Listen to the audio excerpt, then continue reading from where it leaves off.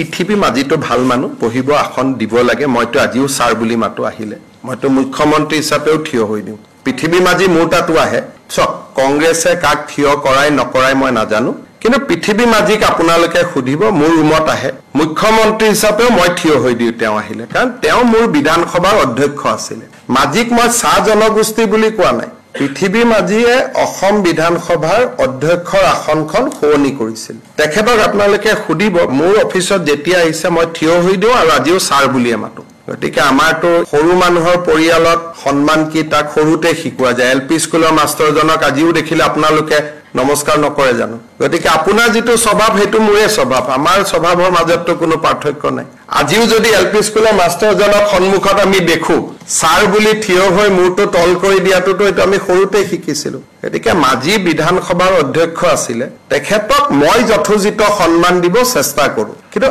আন কোনোবাই দিয়ে নিদিয়ে মই সমালোচনা কৰো এটো তেওঁলোকৰ হয়তো কিবা প্ৰটোকলো হ'ব পাৰে বোলে এমপি বহি থাকিব বাকি সকল থিয় হৈ থাকিব তেওঁলোকৰ ভিতৰৰ কি প্ৰটোকল মইতো নাজানো